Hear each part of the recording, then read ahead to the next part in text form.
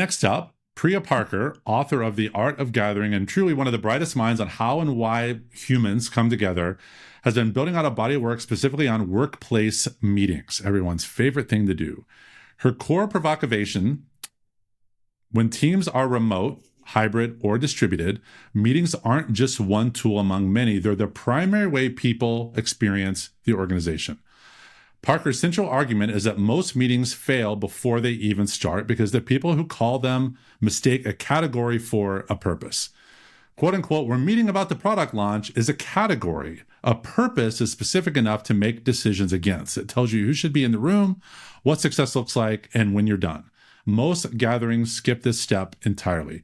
Her more recent work on hybrid meeting adds even another layer. The format itself now disadvantages certain participants by design, and most organizations aren't doing anything about it. Connection in a distributed workplace doesn't happen on its own. It has to be designed. This sits right next to the Microsoft data we talked about earlier on how poorly most organizations are capturing the value of the people they employ. We've talked about meetings in the past, Jenny. If meetings are the primary way distributed employees experience the organization, does that change who owns the meeting design, or does it just mean the current owner, which is sometimes usually no one, needs to actually do the job? So this is interesting. This is about the third time I've heard this Art of the Gathering book mentioned in the last sort of 3 weeks. Have you not read it? It's a sign. No, I haven't. No. It's a great read. It's a great read. So it's going on my list. So I love the premise of this, that meetings are the primary way we experience each other at work. I in an online world as well. And I think that's so true. And I don't think that's really been called out in this way before in terms of how we interact with each other as that primary thing. So I think it's huge. And we've talked about digital body language. You introduced me to Erica, who wrote that book.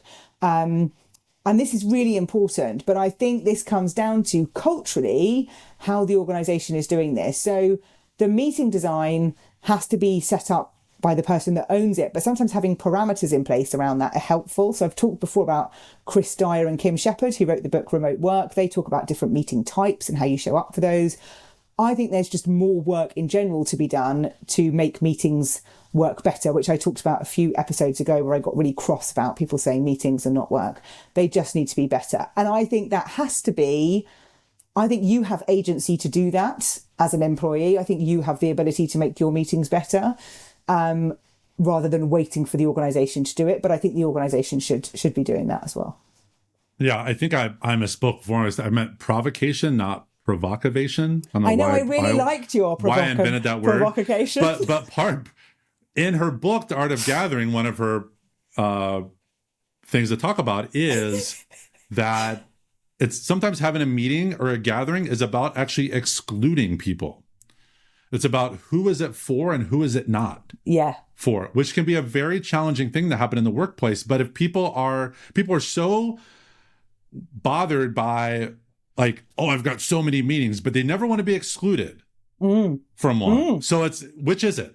Yes. Do you want to be involved? Yeah. Do you not want to be involved? Do you want to complain? Do you want your calendar full?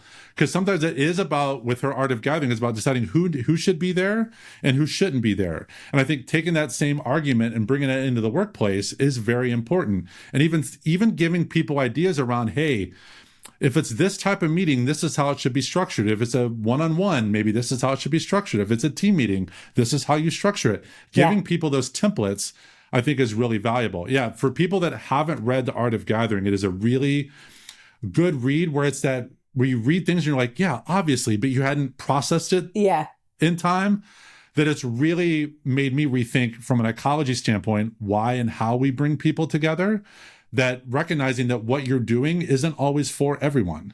Yes.